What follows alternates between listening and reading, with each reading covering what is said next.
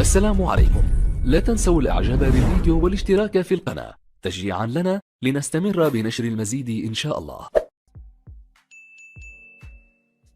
Allez, on va pas dire crise, mais en tout cas de soucis au sein de la tanière avec les histoires de primes qui ont été évoquées, la nourriture à l'hôtel, puisqu'il semblerait que l'équipe est partie sans son chef habituel. Les joueurs sont obligés, semblerait-il, de commander hors de l'hôtel pour pouvoir bien s'alimenter. Et puis il y a également la question du contrat de Pape Thiaw qui n'est toujours pas réglé. Alors qu'en est-il réellement de ces informations qui aujourd'hui font la une de la presse sénégalaise et même mondiale? C'est regrettable tout simplement parce que c'est en début d'après-midi au moment où nous nous apprêtions à aller à la séance d'entraînement qu'on a eu cette information-là sortie par des confrères de News Sport Africa.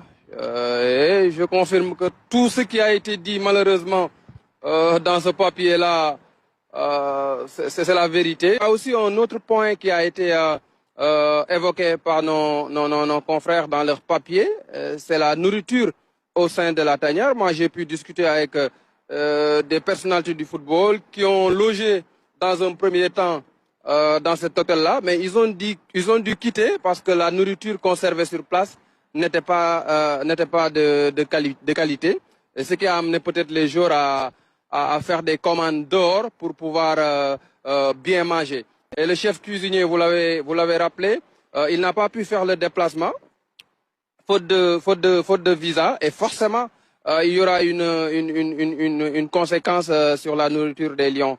À la dernière Coupe d'Afrique des Nations, il était présent et personne n'a entendu parler de problèmes de malbouffe dans la tanière. Il y a aussi l'histoire des billets. Parce que toutes ces informations-là qui sont sorties hier, certains journalistes sénégalais les détenaient. Mais vous savez, parfois c'est très sensible. Vous faites le pour et le contre à la veille d'un match, à 48 heures d'un match de Coupe du Monde. Est-ce que c'est bien de sortir telle ou telle information? Qu'est-ce qu'on gagne en le faisant? Et les journalistes sénégalais qui sont là, les envoyés spéciaux, font leur travail avec beaucoup de responsabilités. Ce n'est pas de la rétention d'informations, mais c'est une question de restabilité. Maintenant, pour revenir sur les billets, moi, 3 jours avant le match contre la France, des supporters avec qui j'ai parlé m'ont dit qu'il y a des fédéraux qui ont amené des billets et qui les ont donnés à des tierces personnes qui les vendent à des prix exorbitants. J'ai commencé par la sécurité, vous l'avez rappelé. D'habitude, ce sont des membres de la BIP qui assuraient la sécurité. Mais pour cette Coupe du Monde, les autorités américaines n'ont pas donné suite à la requête de la Fédération sénégalaise de football pour amener des éléments de sécurité. Donc, ils n'ont pas pu faire le déplacement.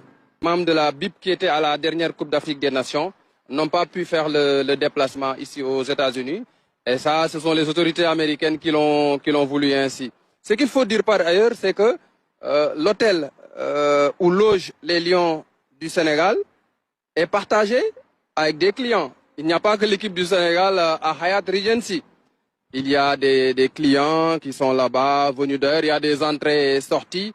Mais bon, ça, c'est la FIFA qui a donné cet hôtel au Sénégal.